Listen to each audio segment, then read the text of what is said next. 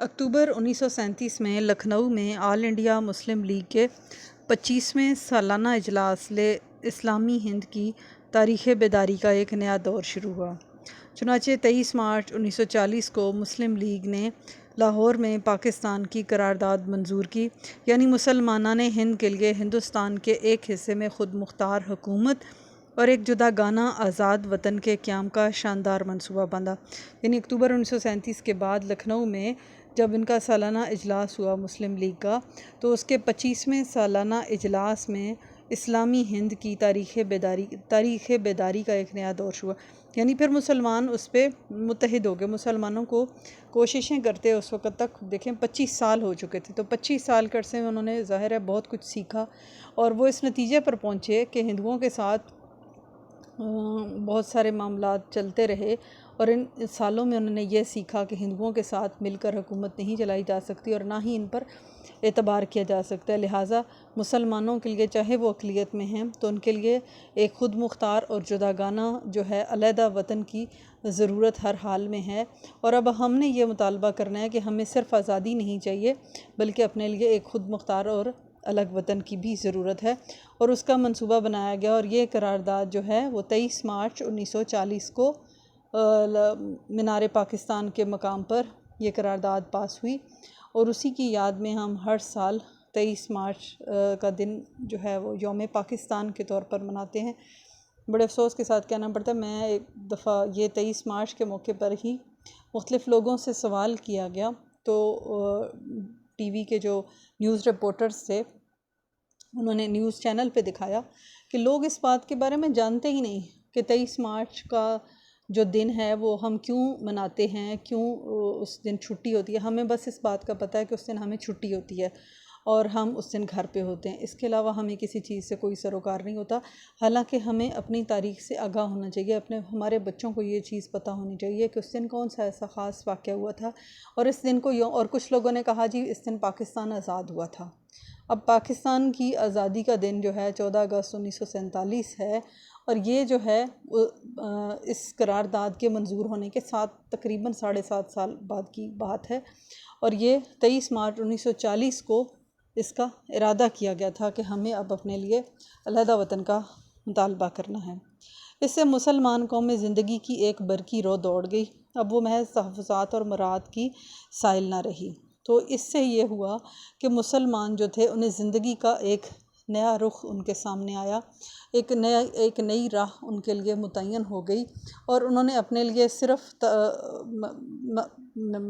महज तहफ़्फ़ुज़ात और मुराद कहते हैं सहूलियात, तहफ़्फ़ुज़ात अपने दिफ़ा के लिए जो वो कोशिशें कर रहे थे, अपने हकूक़ सल्ब होने से बचाने के लिए जो वो कोशिशें कर रहे थे, अब उन्होंने देखा कि अब हम उससे ज़्यादा, क्योंकि अंग्रेज़ों के बाद अगर इक़्तिदार अंग्रेज़ों ने तो फिर कुछ ना कुछ मुसलमानों के साथ कुछ अरसे के बाद रियायत कर दी, कुछ ना कुछ उन्हें जीने का हक़ दे दिया, लेकिन हिंदुओं की असलियत और उनकी कमीनगी खुल कर सामने आ चुकी थी। तो मुसलमानों को ये उनके दिल में ये चीज़ रासिख़ हो गई कि अगर हिंदुओं के हाथ में इक़्तिदार चला गया तो वो मुसलमानों का सांस लेना भी दुभर कर देंगे। इसलिए मुसलमानों ने फिर अपने लिए हकूक़ और मुराद लेने के बजाय अलहदा वतन का मुतालबा किया कि मुस्तकिल तौर पर हम सुकून के साथ रह सकें, जिसकी अपनी एक जुदा हुकूमत हो, एक अपनी जुदा तहज़ीब और एक अपना जुदागाना वतन हो। पाकिस्तान की तजवीज़ के बाद इस मंसूबे को तफसील से मुकम्मल करने की ज़रूरत पेश आई। चुनांचे 1944 में माशी मसले पर गौर करने के लिए एक तामीरी कमेटी बनाई गई। तालीमी मसले के लिए और दीगर अहम मसाइल के लिए मुसन्निफ़ीन की एक कमेटी बनाई गई। 1944 में पंजाब में मुस्लिम लीग और यूनियनिस्ट वज़ारत में झगड़ा पैदा हो गया और बम्बई में गांधी और जिन्ना की मुलाकात हुई मगर नाकाम रही। 1945 में शिमला कॉन्फ्रेंस में कांग्रेस और नून लीग को फिर इकट्ठा बुलाया गया मगर कुछ नतीजा ना निकला। आखिर हुकूमत हिंद ने नए इंतखाबात का ऐलान कर दिया और कहा कि बरतानवी मज़दूर हुकूमत के पेश नज़र हिंदुस्तान को खुद इख्तियारी हुकूमत देना है। बरतानिया में उस वक्त लेबर पार्टी की हुकूमत थी ना, तो उसको उन्होंने मज़दूर हुकूमत लिखा है। तो उन्होंने कहा कि हम नए इंतखाबात कराएंगे, और बरतानिया की जो हुकूमत है वो ये चाहती है कि हिंदुस्तान को ख़ुद मुख्तार हुकूमत बना दिया जाए, अंग्रेज़ों का इक़्तिदार यहाँ से ख़त्म कर दिया जाए। जैसा कि अभी आपने अफ़गानिस्तान में देखा कि अमेरिका ने एक सुपर पावर है, एक बहुत बड़ी ताकत है, अफ़गानिस्तान के ऊपर उसने हमला किया 9/11 के बाद, और कितनी बमबारी हुई और कितना असला और क्या कुछ नहीं हुआ, लेकिन वो वहाँ पे अपने पंजे ना गाड़ सका। वहाँ से बिल आखिर उसे जान छुड़ा के भागना पड़ा, और तालिबान से मुज़ाकरात करके उसने वहाँ से अपनी फ़ौजें निकाली। यानी वो इस काबिल नहीं रहा था कि वहाँ से अपनी फ़ौजें निकाल सकता। तो आप ये देखें कि मुसलमान जो हैं वो इनके साथ, इन लोगों को इसी वजह से, तो मैंने आपको कल भी लेक्चर में यही चीज़ बताई थी कि जब मुसलमानों की हुकूमत अरब रियासतें जो थीं वो 3 बर-ए-आज़मों पे मुसलमानों की खिलाफत कायम हो गई थी, तो ये सलीबी ताकतें और ये सब जो थे ईसाई और यहूदी जो थे वो सब के सब मुत्तहिद हो गए इनकी ताकत को ख़त्म करने के लिए, इनका इत्तेहाद पारा पारा करने के लिए, जिसके नतीजे में तुर्की के हिस्से अलग-अलग हो गए और मुसलमान कमज़ोर हो गए। नए इंतखाबात जो 1945-46 के मौसम सरमा और बहार में हुए, हिंदुओं में कांग्रेस और मुसलमानों में मुस्लिम लीग पूरे तौर पर कामयाब होगी। फिर इन्होंने ये किया कि अपने जहाँ पे हिंदुओं की अक्सरियत थी वहाँ कांग्रेस कामयाब हो गई, और जहाँ पे मुसलमानों की अक्सरियत थी वहाँ पे मुस्लिम लीग को अक्सरियती वोट मिले, और इस तरह इन्होंने अपनी हुकूमत बनाई। इतने में बरतानवी हुकूमत ने 1946 में पहले एक वफ़द को और फिर एक वज़ारती मिशन को हिंदुस्तान भेजा ताकि यहाँ की गुत्थी को सुलझाए, सियासी गुत्थी को सुलझाए कि इस मसले को सियासी बुनियादों पर कैसे हल किया जाए मुज़ाकरात के ज़रिए। वो फिर हिम्मत हार चुके थे जब तक उन्होंने हुकूमत की। जब उन्होंने देखा कि यहाँ की पूरी आवाम, देखें आप, अंग्रेज़ मुट्ठी भर आए थे ईस्ट इंडिया कंपनी के साथ, ठीक है, उन्होंने अपनी सियासत और अपनी चालबाजियों के साथ यहाँ पे तकरीबन 90 साल हुकूमत की, 90 साल हुकूमत की। और मज़े की बात आप ये देखें कि यहाँ की ही लोगों को अपनी फ़ौज में भर्ती किया, उन्हें मुराद दी, और उन लोगों की मदद से यहाँ पे हुकूमत करते रहे, ठीक है।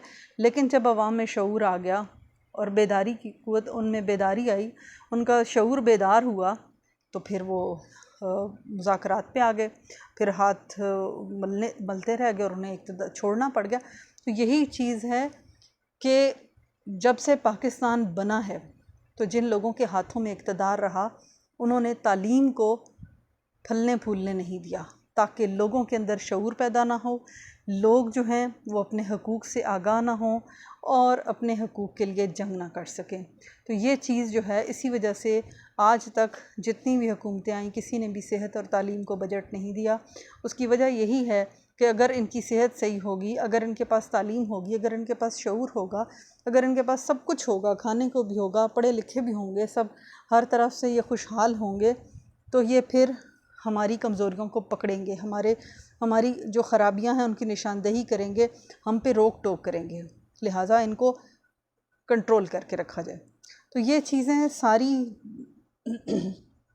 तारीख़ का हिस्सा हैं, और ये हम तभी समझ सकते हैं जब हम तालीम याफ्ता हों, जब हम अपनी तारीख़ को समझने की कोशिश करें, जब हम अपनी तारीख़ से प्यार करें। फिर मिशन ने हिंदुस्तान की हुकूमत के लिए एक नई स्कीम पेश की, लेकिन मिशन की कांग्रेस नवाज़ पॉलिसी से नाराज़ होकर मुस्लिम लीग ने इस स्कीम को ठुकरा दिया। मैंने पहले भी आपको बताया कि अंग्रेज़ों की पूरी कोशिश थी कि हम अपना जो है वो इक़्तिदार यहाँ की अक्सरियती पार्टी को, कांग्रेस को दे के जाएँ, और कांग्रेस हिंदू चूँकि अक्सरियत में हैं इसलिए उनके हवाले पूरा मुल्क कर दिया जाए। लेकिन मुसलमान कहते थे नहीं, जहाँ पे हमारी अक्सरियत है और वो हमें इलाके दिए जाएँ, हम वहाँ पे अलहदा वतन बनाएंगे। और बिल आखिर मुसलमान अपने इस मुतालबे को हासिल करने में कामयाब हुए, लेकिन इसके लिए बड़ी तवील जंग लड़ी गई और बहुत तवील जद्दोजहद की ज़रूरत थी, और लड़े। और कायद-ए-आज़म अगर ना होते तो, और उनके वफ़ादार साथी ना होते, तो शायद ये काम मुकम्मल भी ना होता। तो उन्होंने जब ये देखा कि ये जो मिशन है ये कांग्रेस को या हिंदुओं को राज़ी करना चाहता है, तो उन्होंने उनकी पॉलिसी को ठुकरा दिया। गो आखिरकार वो भी मरकज़ की आर्जी हुकूमत में शरीक हो गई। लेकिन उधर ना सिर्फ कांग्रेस और लीग में बात बात पर इख्तलाफ रूनुमा हुए, बल्कि मुल्क भर में जा बजा हिंदू मुसलमानों में शदीद फ़िरका वाराना मुनाकशात और फसादात बरपा हो गए। फ़िरका वाराना हिंदू मुस्लिम झगड़ा, हिंदू मुस्लिम तनाज़ा, मुनाकशात, आपस में कशमकश, लड़ाई झगड़ा, फसाद, ये सब कुछ शुरू हो गया। तो उन्होंने मुसलमानों ने चूँकि इलेक्शन जीते हुए थे और इस वजह से अपनी नशिस्तों पर बैठे, असम्बली में बैठे हुकूमत के हुकूमती एहलकार बन गए। लेकिन उनमें आपस में जो इख्तलाफात थे, ज़रा सी बात पे उनका आपस में इख्तलाफ शुरू हो गया और मुल्क भर में जगह जगह हिंदू मुस्लिम फसादात शुरू हो गए। कांग्रेस ने मुस्लिम लीग से बाइज़ा समझौता करने से इनकार कर दिया। उनकी पूरी ख्वाहिश थी कि पूरे का पूरा हिंदुस्तान हमारे हवाले कर दिया जाए, लिहाजा उन्होंने हर बात को मानने से इनकार कर दिया। बरतानवी हुकूमत ने पहले ये ऐलान किया कि वो किसी ऐसे दस्तूर को मुल्क में नाफिज नहीं करेगी जिस पर दोनों बड़ी जमातों का इत्तफाक राय ना हो। फिर फरवरी 1947 में ये फ़ैसला किया कि बरतानिया जून 1948 तक हिंदुस्तान को खाली कर देगा। तो जब उन्होंने देखा कि किसी तौर पे इन दोनों को संभालना और इनको राज़ी करना मुश्किल है, तो फिर उन्होंने ये किया, उन्होंने कहा कि हम कोई ऐसा कानून नहीं, दस्तूर कहते हैं कानून या आइन, तो कोई ऐसा आइन मुल्क में हम नाफिज नहीं करेंगे जिस पर दोनों बड़ी जमातों का इत्तफाक राय ना हो, यानी जो दोनों के लिए काबिल कबूल ना हो। वही आइन होगा, वही कानून बनेगा जो मुस्लिम लीग और कांग्रेस दोनों जिस पर इत्तफाक करेंगी। अगर उनका दोनों का उस बात पे इख्तलाफ होगा तो फिर ऐसा कोई कानून नहीं बनेगा। और फरवरी 1947 में उन्होंने ये फ़ैसला किया कि बरतानिया जो है वो जून 1948 तक हिंदुस्तान को खाली कर देगा। आज के लिए हम इतना ही रखते हैं, बाकी इंशाल्लाह कल।